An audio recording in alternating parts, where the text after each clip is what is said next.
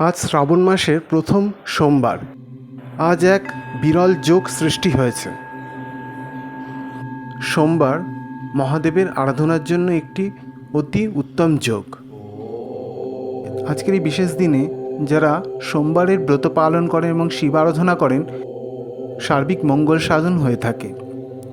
আজকের এই বিশেষ দিনে যদি শিব আরাধনা বা ব্রত পালন নাও করতে পারেন, তাহলে ভগবানের উদ্দেশ্যে একটি ঘৃতপ্রদীপ প্রজ্বলন করে সম্পূর্ণ ব্রত কথাটি শ্রবণ করুন।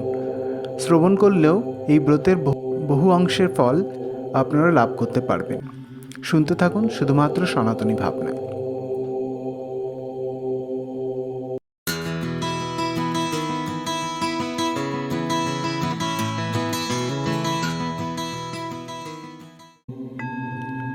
একদা আর্যাবর্তে চিত্রবর্মা নামে এক রাজা বাস করতেন।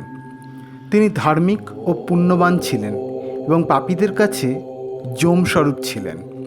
একদা তার স্ত্রী এক বরাননা কন্যা সন্তানের জন্ম দেন। নাম দেন সীমন্তিনী। তবে সেই কন্যার জন্মকুণ্ডলিতে মাত্র 14 বছর বয়সেই বৈধব্য লাভের ভবিতব্য করা ছিল। এ কথা দ্বিজসমূহের থেকে শুনে রাজার মন ভারী হয়ে যায়। কালক্রমে যখন সেই কন্যা বড় হয়, তখন সেও ভাবী বৈধব্যের কথা শুনে ব্যাকুল হয়ে ওঠেন এবং যাজ্ঞবল্ক্য মুনির স্ত্রী মৈত্রেয়ী দেবীর শরণাপন্ন হন। তিনি কন্যাকে ভবভবানীর অর্থাৎ হরগৌরীর পূজার পরামর্শ দেন। তিনি রাজকন্যা সীমন্তিনীকে আরও বলেন, উপোস করে স্নান করে বিরজা স্বরে এবং এক মনে প্রতি সোমবার শিব এবং শিবার আরাধনা করতে। এরপরে সেই কন্যা ঠিক তেমনভাবেই সব কিছু পালন করতে শুরু করলেন। অতঃপর সীমন্তিনীর বিবাহ মহারাজ নলের বংশধর চন্দ্রাঙ্গদের সঙ্গে সম্পন্ন হল। এরপর একদিন ভবিতব্য অনুযায়ী দৈববশত কালিন্দী নদীতে নৌকাডুবিতে চন্দ্রাঙ্গদ জলে তলিয়ে যান। সতী সীমন্তিনী এত কিছুর পরেও সোমবার ব্রত পরিত্যাগ করেননি। এভাবে 3 বছর কেটে গেল। অন্যদিকে চন্দ্রাঙ্গদের বৃদ্ধ পিতা ইন্দ্রসেন শত্রুদের আক্রমণের ফলে সিংহাসনচ্যুত এবং কারারুদ্ধ হন। এরপরে শুরু হয় আসল ঘটনা। জলে নিমজ্জিত হয়ে রাজপুত্রের মৃত্যু হয়নি, বরং সে চলে যায় পাতাল দেশের নাগলোকের দিকে। এরপর তাকে নাগকন্যারা নিয়ে যায় নাগরাজ তক্ষকের কাছে। নাগরাজ তাকে তার পরিচয় জিজ্ঞাসা করলে সে নিজেকে নিষদ দেশের মহারাজ নলের বংশধর চন্দ্রাঙ্গদ নামে পরিচয় দেন এবং সর্বোপরি নিজেকে একজন শিবভক্ত হিসেবে পরিচয় দিয়ে অতীতের ঘটনা সকল ব্যক্ত করেন।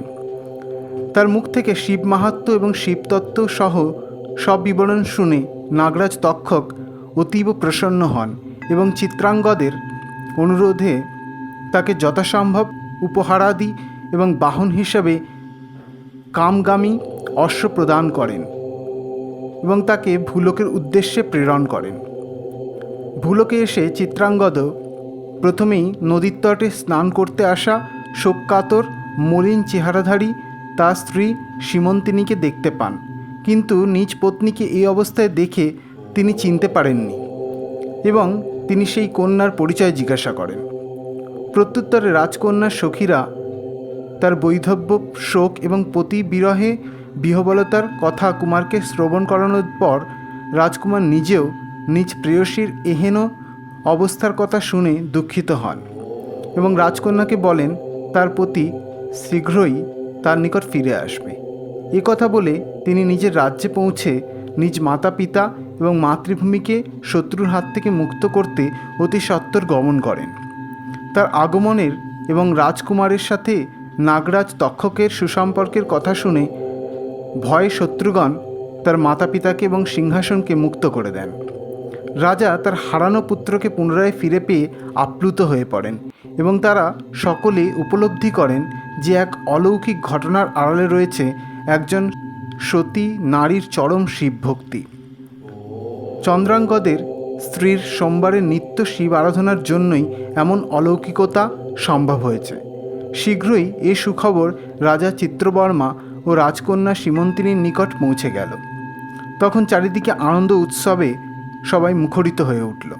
এরপর চন্দ্রাঙ্গদ নিজ স্ত্রীকে পুনঃবিবাহ করে নিজ নগরে প্রত্যাবর্তন করেন এবং রাজসিংহাসনে অভিষিক্ত হন। রাজা ইন্দ্রসেনও রাজকার্য নিজ পুত্রের হাতে সঁপে দিয়ে নিত্য শিব আরাধনায় লীন হন। সেই সোমবার ব্রতের ফল তাদের ওপর সৌভাগ্যের ন্যায় বর্ষিত হতে থাকল। এরপর থেকেই সোমবার শিব আরাধনার ব্রত মাহাত্ম্য চারিদিকে ছড়িয়ে পড়ল। এই কথন থেকে এটা স্পষ্ট হয়ে যায় যে ভক্তিসহ শিব আরাধনা বিধির বিধান এবং ভক্তের ভবিতব্যকে বদলে দিতে সক্ষম। জয় শিব শম্ভু। ওম নমঃ শিবায়।